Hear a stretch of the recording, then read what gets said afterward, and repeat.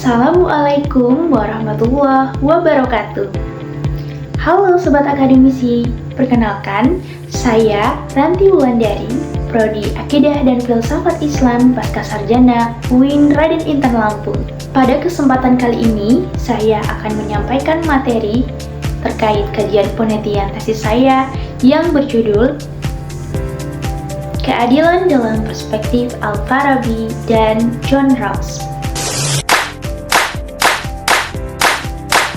Penelitian ini dilatar belakangi oleh adanya diskurs keadilan yang terus berkembang dalam tatanan filsafat politik, di mana seringkali terjadi dikotomi pemikiran antara pemikiran klasik timur yang berbasis moral spiritual dengan pemikiran modern barat yang berbasis prosedural liberal. Keadilan merupakan suatu hal yang tidak dapat dipisahkan dalam kehidupan sehari-hari. Keadilan merupakan suatu hal yang sangat krusial dalam tatanan sosial politik yang terus menuntut adanya redefinisi. Analisis komparatif antara pemikiran Al-Farabi sebagai representasi filsafat politik klasik dan John Rawls sebagai pionir pemikiran kontemporer liberal yang menawarkan perspektif mendalam terkait keadilan dalam dua paradigma yang berbeda. Keadilan merupakan stabilitas sosial, namun implementasinya seringkali menghadapi tantangan yang begitu besar terkait integrasi etika dan kepastian hukum. Masalah utama dalam penelitian ini yakni bagaimana konstruksi filosofis keadilan menurut pemikiran Al-Farabi dan bagaimana konstruksi pemikiran keadilan menurut John Rawls, serta bagaimana persamaan dan perbedaan konsep keadilan di antara keduanya. Tujuan penelitian ini adalah untuk mengeksplorasi secara mendalam terkait konsep keadilan di antara pemikiran kedua tokoh menurut Al-Farabi dan menurut John Rawls, sehingga dapat menemukan suatu titik temu ataupun sintesis pemikiran yang menawarkan pemikiran baru terkait keadilan integratif yang dapat diterapkan dalam kehidupan era kontemporer saat ini. Untuk metode yang digunakan dalam penelitian ini adalah konsep keadilan menurut Al-Farabi. Hasil penelitian menunjukkan bahwa Al-Farabi mengkonstruksikan keadilan sebagai distribusi keutamaan atau virtue dalam struktur masyarakat yang hierarkis proporsional. Distribusi keutamaan atau virtue, Al-Farabi tidak melihat keadilan semata-mata sebagai pembagian materi ataupun hukum positif, melainkan sebagai distribusi keutamaan moral. Keadilan terjadi ketika setiap individu di dalam masyarakat dididik dan diposisikan untuk menumbuhkan kebajikan. Sedangkan struktur hierarkis proporsional, yakni di mana masyarakat dipandang sebagai sebuah organisme yang terstruktur secara hierarkis, dari pemimpin utama atau filsuf hingga warga biasa. Setiap orang memiliki fungsi dan porsi proporsionalnya masing-masing.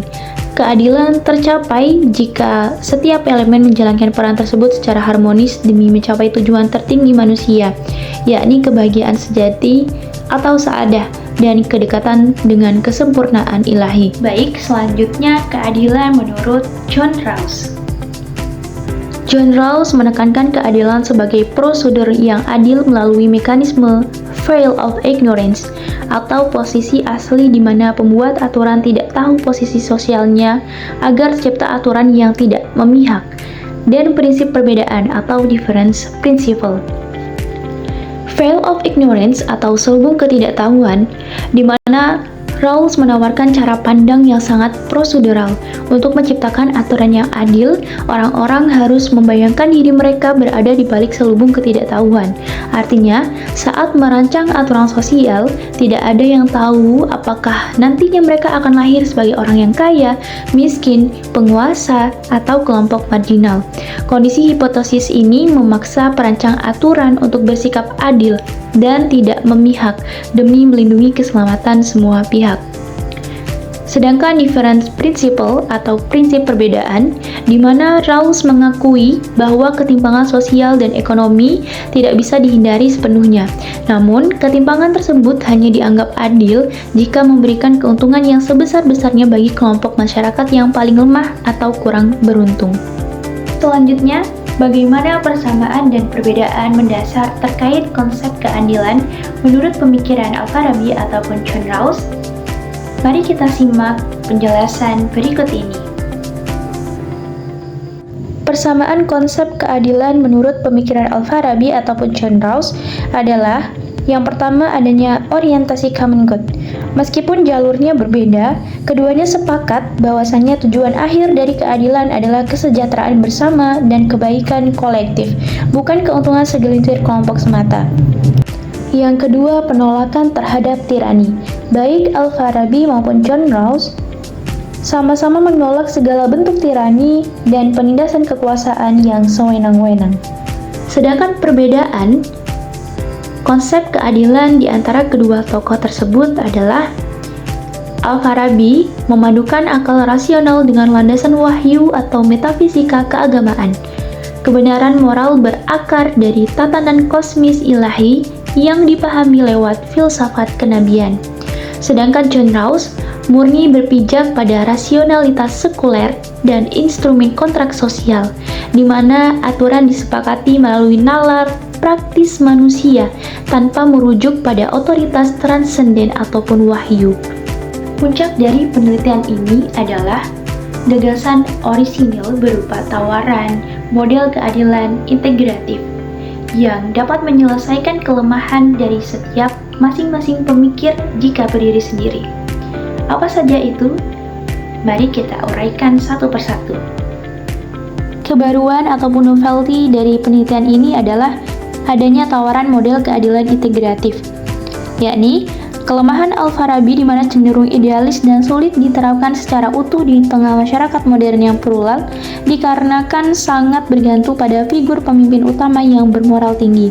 Sedangkan John Rawls memiliki kelemahan bahwasannya terlalu berfokus pada prosedur hukum dan struktur institusional, sehingga seringkali kehilangan dimensi moral spiritual yang dalam. Sintesis keadilan integratif, yakni model ini menggabungkan aspek moral spiritual Al-Farabi bahwa manusia dan institusi butuh fondasi keutamaan serta orientasi transenden dengan aspek prosedural struktural John Rawls, yakni mekanisme perlindungan hak yang adil dan sistematis bagi kelompok rentan. Hasilnya adalah formula keadilan yang tidak hanya tertata secara hukum dan prosedur, tetapi juga memiliki fondasi etika dan moral yang kokoh untuk diterapkan di era modern saat ini. Baik, Sobat Akademisi, demikianlah yang dapat saya sampaikan. Terima kasih atas segala bentuk perhatiannya. Saya ucapkan wassalamualaikum warahmatullahi wabarakatuh.